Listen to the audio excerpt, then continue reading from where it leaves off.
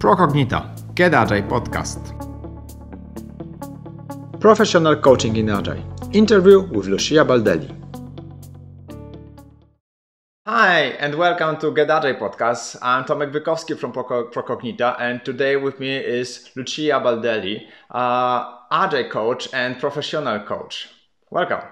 Thank you, Tomasz. It's a pleasure to be here with you today.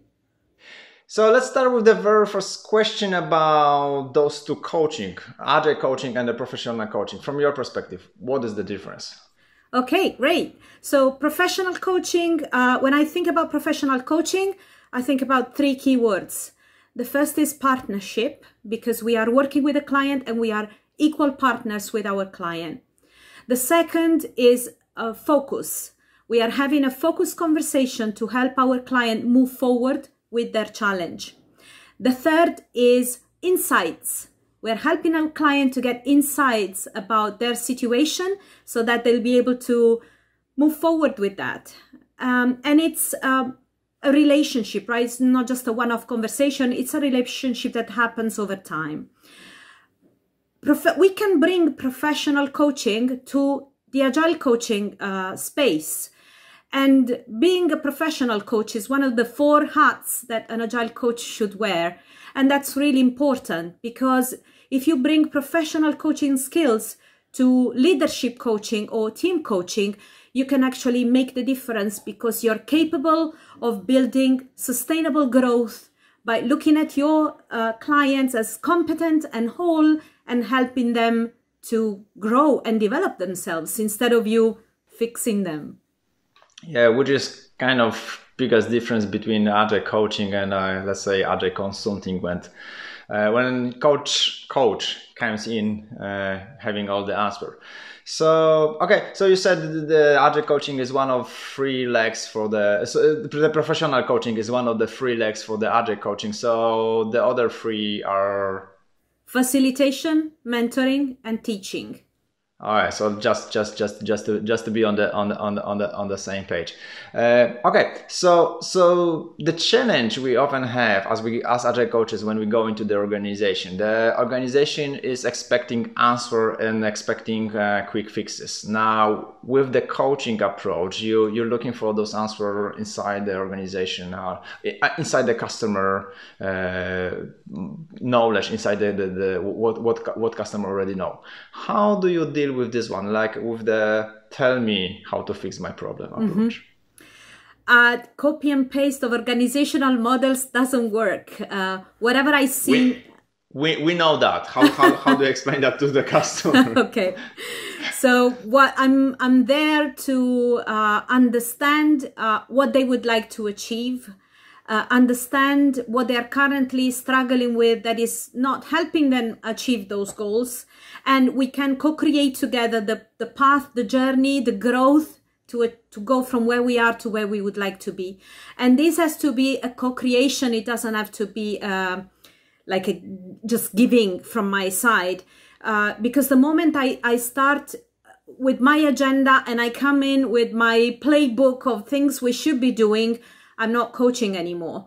And there's so much generosity and curiosity in discovering who they are and helping them discover where they would like to go, that I don't see this just not being received well. I've never seen it received well. So one thing that I do when I start an engagement with a new client is to clarify exactly what my role is supposed to be and how I'm going to support them and partner with them to help them achieve their success. So how do you do that? How do you clarify your role?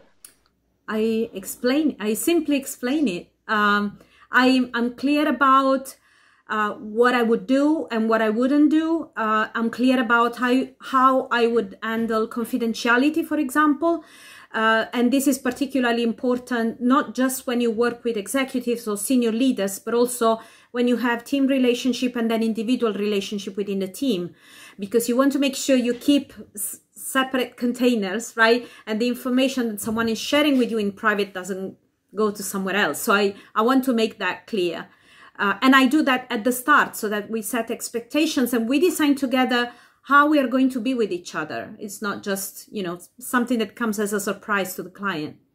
Yeah, it's so creating the safe environment for them. But still, one of the challenge I see with many organizations is like they expect the answer, and you say, okay, let's create this contract. So are we able to dig more into details, like giving a specific examples?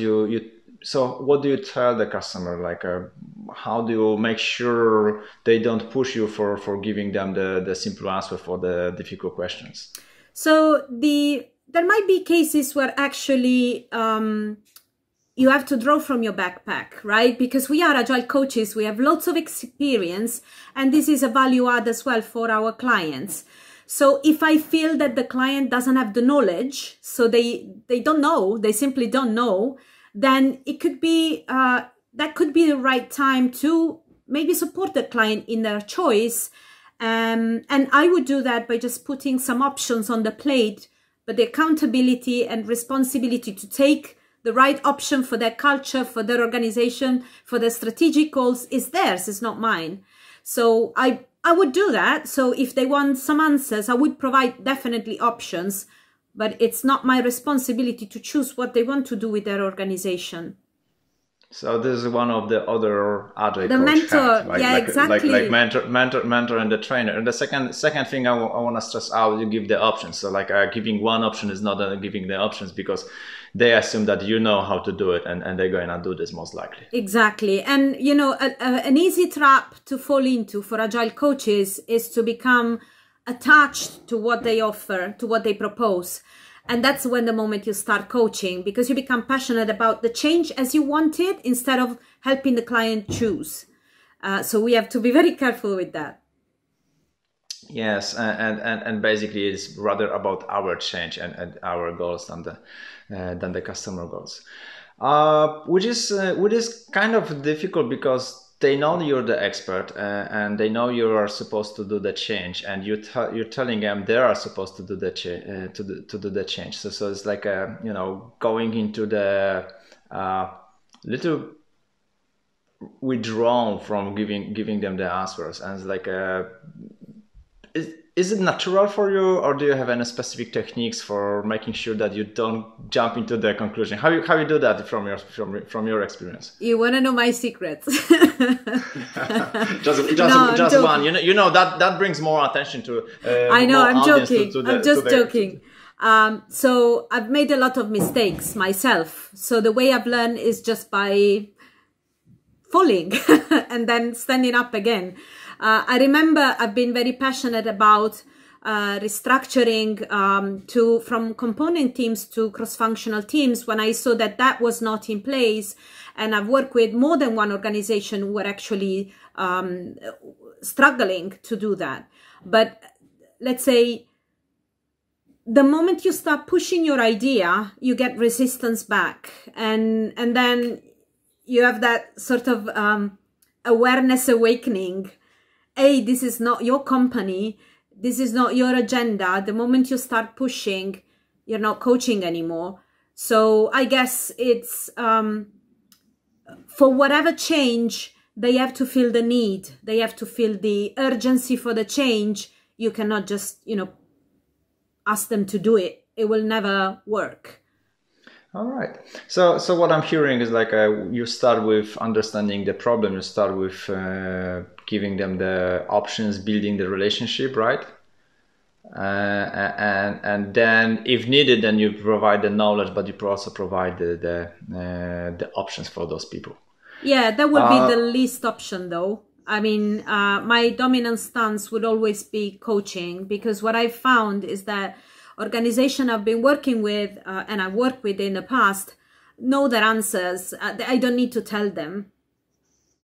Even if they are just at the beginning of their path, this is your experience? Well, if they are willing to implement a framework and they've never worked with that framework, but they do understand the benefits of it and they want to go that way, that they want to follow that path, then they probably need some teaching, but that's okay. That is a different story. I feel I am no one to tell them how they should shape their organization. Cool. So let's deep dive into this, coaching versus telling. My experience is the higher in the organization, people are looking more for this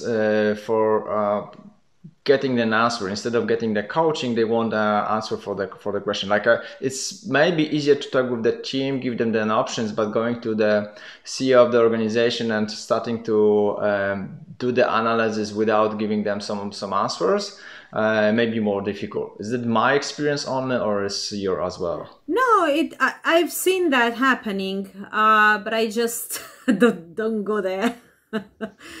You don't go those organizations. You don't go. No, I don't go that path. Again, what I would answer to the CEO or the leader is, this is not about what I think about your organization. This is more about what I can support you achieve, but they have to decide what they want to achieve. I cannot tell them, right? Then the how could be a discovery process.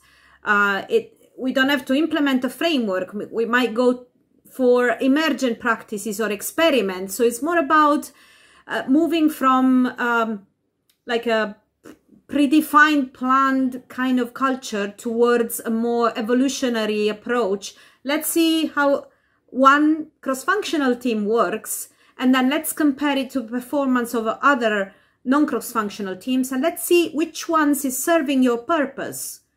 Because the purpose doesn't have to be, implementing the framework or restructuring. The purpose is maybe reducing time to market. So which one is serving the purpose better? So what I'm hearing from your perspective, like coaching executives is like coaching teams, or not so? I try and look at people like people. Even if they are leaders, they are still humans, and they stay awake at night if they have challenges, just like anyone else. And that allows me to work with an executive in true partnership. Because if I'm working in an organization, particularly as an internal coach, it's easier to look at a senior leader like this, right?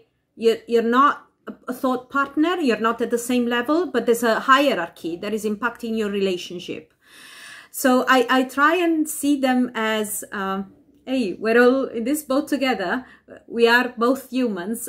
What is keeping you awake at night, I hope I can help you move forward with. So let's work through that together. And I'm going to be focused with you. I'm going to be fully present. I'm going to be looking at you to help you develop yourself. So another observation of mine is, like, the moment I start working with the executive, I'm building the distance between the team, because the team perceive me as someone, working on the senior management level. The moment I work with the teams, so basically on the floor when the work is being done, so I can understand the context of the organization, the executives see me as the person who is hired to fix something down there. Do you have the same experience? And if so, how do you handle this one? Yes, that happens. And I guess the way I handle this one is by creating alignment at different levels. So I don't want the team to think I'm following the leader's secret agenda.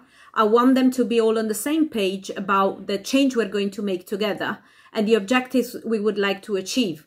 So if I'm hired to fix the team, I'm sure the team doesn't think they need to be fixed. If I'm hired to achieve a business outcome, then let's sit down together, the leader and the team and myself, and let's have a conversation about the business goal, and then I will work with the team to help the team achieve the business goal. So if everyone is aware of the purpose of the work we are doing together and we are all aligned, I guess that minimizes the issues of the challenge you are bringing today. Yeah, so certainly my observation is that if other coach is hired to fix the team, it's not the team that need to be fixed. But what you're saying is like I sit together with the team and the leader. Now that's work for me when that's the leader of that team. But if they're like a, 3 or 4 levels of difference in the organizational structure of difference between the leader, the CEO, and the team. How you do that? How you make sure, because there are a number of teams in that organization, right? Yeah, but I guess that in this case, if there is too much, in between, let's say too many layers, the vision still comes from the top or from one of the senior leaders, right? And it's important to be aligned on the vision of the final goal, right? The business outcome we have to achieve. And if that is clear to everyone, then it's fine. We're not fixing anyone. So we start with, or you start with the goal, Absolutely. which is not fix the team. Absolutely.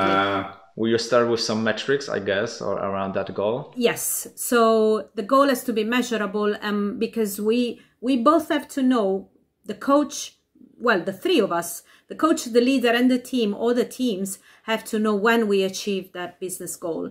And this will give everyone a measure of success of this coaching engagement.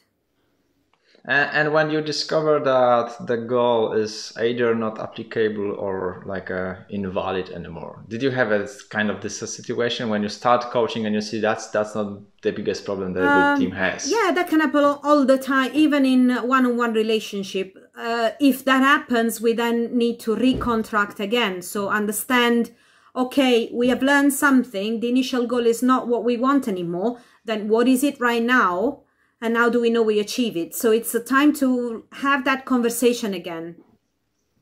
Okay, so I was digging more into the challenges of the Agile coaching. Let's talk about the success of the Agile coaching. Do you have any like a story we should share with the people listening to us? Challenging of Agile coaches? No, the challenging is what we did. I'm asking about what are the success about the Agile coaching. Success stories? I was deep diving into the different challenges we can have as Agile coaches. Now let's go to the, what is this approach giving to you as compared to those, let me tell you how to do it. Like, so more consulting approach, right?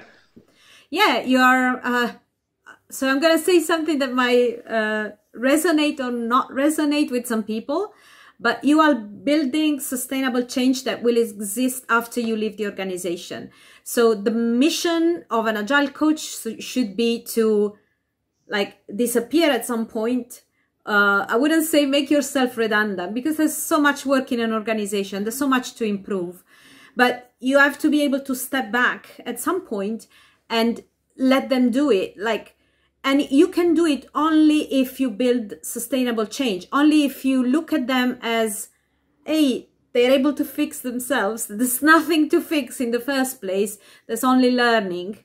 And they can do it themselves without us jumping and saving them, if that makes sense. So what I'm hearing is like an Agile coach or the Scrum Master, when I'm doing the same job over and over again for months or years, then most likely I'm not making myself redundant. So I should be focusing on the new areas and let the team solve some of the problem I was helping them to solve earlier, right? Mm-hmm. Well, we need to learn to step back when they don't need us, so that we can move to the next challenge, right? There's so much to change and improve in an organization. Yeah, usually Scrum Master and Agile coaches are pretty busy, no matter where the organization is on the agility scale. So the last question that is so often being asked, like an Agile coach and the Scrum Masters, and every Agile coach and the Scrum Master you ask, they have their own answer for this one. So I'm gonna ask this anyway. Your definition of the difference between Agile coaching and the Scrum Mastering. So the Scrum Master is a bit more involved and present within the team. So it's part of the Scrum team, in effect. The Agile coach is focused on on growth at a different level. So it will probably be coach the coach and coach Scrum Masters, or nurture community of practice, for example. It might work with the product part of the organization. It might work on organizational level impediments or things that maybe at the team level cannot be influenced. It will work with leadership or with more senior level within the organization. Okay.